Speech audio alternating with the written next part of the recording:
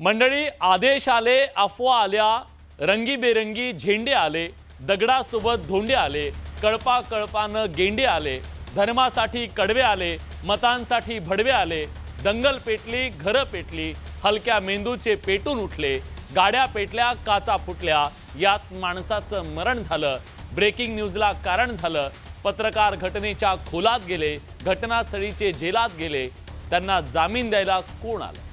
धर्मवाले की झेंडेवाले आले? मायबाप आणि भाऊ, चल दंगल समजून घेऊ, खरं खोटं तपासून पाहू.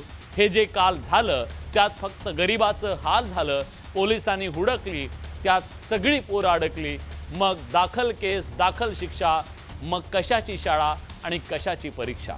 मग पोलीस स्टेशनात गाड्या आल्या, दंगल पेटवणारा भाड्या आला, त्यांची आपापसात मीटिंग झाली, आतल्या आत सेटिंग झाली, पैशानं कोडी सुटली, पुढाऱ्यांची पोरं सुटली. असं घडतं दंगलीच्या भोवताल. पेटवणाऱ्यांची सुटतात आणि भाकरीसाठी मोहताल बाकीचे होतात. कवी डॉक्टर स्वप्नील चौधरी यांची ही कविता आठवण्याचं कारण म्हणजे नागपूरनंतर नाशिकमध्ये दंगल पेटली. निमित्त अनधिकृत दर्ग्यावरच्या कारवाईचा आहे. कारवाई करणाऱ्या पोलीस आणि मनपा प्रशासनाच्या अधिकाऱ्यांविरोधात हिंसाचार झाला. आतापर्यंत जवळपास 1,500 जणांवर गुन्हे दाखल झाले, 25 अटकेत गेले. फरारांना शोधलं जात आहे, पण ज्यांची पोरं आत गेली ती गरिबांची होती. पेटवली दंगल कुणी, त्यांचा मात्र शोध सुरू आहे. पण या दंगलीला नेत्यांची चिथावणी होती असा संशय व्यक्त केला जातोय. त्याचा तपास सुरू आहे. फरार असलेल्यांना शोधलं जात आहे. महाविकास आघाडीच्या स्थानिक नेत्यांवर दंगल पेटवल्याचा संशय आहे. त्यात काँग्रेसचे हनीफ बशीर आहेत, ठाकरेंच्या शिवसेनेच्या निलोफर शेख आहेत, शरद पवारांच्या राष्ट्रवादीचे आरिफ हाजी पटेल शेख यांचा संशयित आरोपींमध्ये समावेश आहे. त्यामुळे चला जरा दंगल समजून घेऊया. कुणाला महाराष्ट्रातली ही शहरं पेटवायची आहेत, का भडकतायत ही शहरं, आणि त्याच्या मागे नेमकं कोण आहे, मुस्लिमांना कोण भडकवत आहे, जरा समजून घेऊ.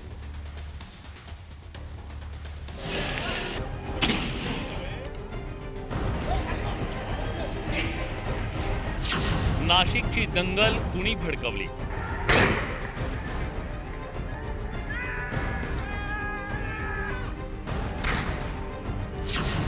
पोलिसांवर हल्ला करणाऱ्यांना फूस कुणाची? दंगलीचे संशयित आरोपी मवियाचे नेते. संशय व्यक्त केला जातोय ना, कनेक्शन व्यक्त केलं जातंय ना. कनेक्शन तुम्ही आमच्याशी पण लावाल. नाशिकला अशांत करण्याचा मनसुबा कुणाचा? नाशिक मधील काठे गल्लीतला अनधिकृत सातपीर दर्गा हटवण्यावरून तणाव निर्माण झाला. शेकडोंच्या जमावानं पोलीस आणि पालिका कर्मचाऱ्यांवर दगडफेक केली. हिंसा रोखण्यासाठी पोलिसांना अश्रुधुराच्या नळकांड्या फोडाव्या लागल्या. पोलिसांनी 25 आरोपींना अटक केली आहे. पण यातली धक्कादायक बाब म्हणजे हिंसा भडकवण्यासाठी महाविकास आघाडीच्या स्थानिक नेत्यांची चिथावणी असल्याचा पोलिसांना संशय आहे. त्यात काँग्रेसचे हनीफ बशीर, ठाकरेंच्या शिवसेनेच्या निलोफर शेख, शरद पवारांच्या राष्ट्रवादीचे आरिफ हाजी पटेल शेख यांचा संशयित आरोपींमध्ये समावेश आहे. आमचा प्राथमिक फोकस जो आहे हा 2 गोष्टींवर आहे. एक तर याच्यामध्ये कोणी लोकांना भडकवलेलं आहे ते महत्त्वाचे लोक, आणि त्याच्यानंतर कोण लोक या ठिकाणी आलेले होते आणि त्यांनी दंगलीत सहभाग घेतला.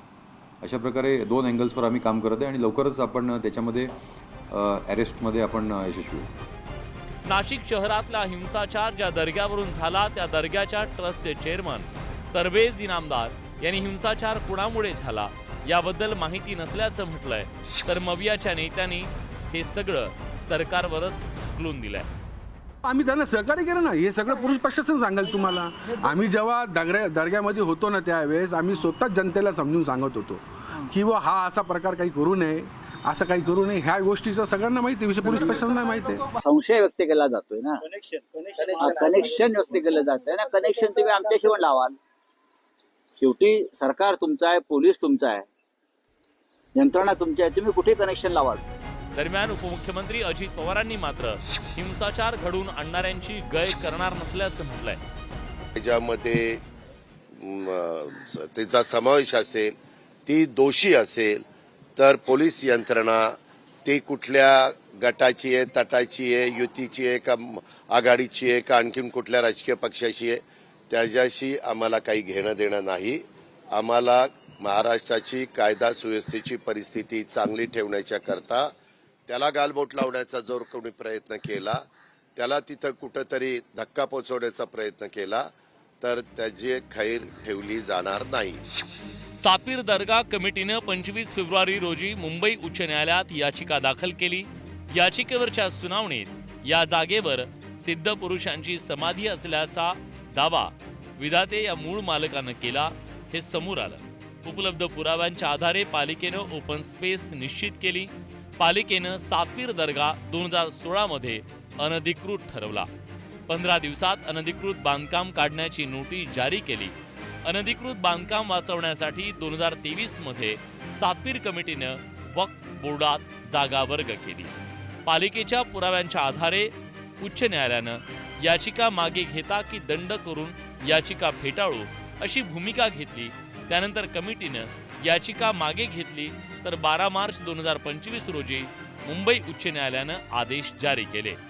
एकंदरीतच सध्याच्या संवेदनशील अशा काळात राजकीय नेत्यांनी सामाजिक स्वास्थ्य अबाधित राहावं यासाठी पुढाकार घेणं गरजेचं असताना राजकीय नेतेच चिथावणी देत असतील तर त्यांच्यावर कठोर कारवाई होणं गरजेचं आहे.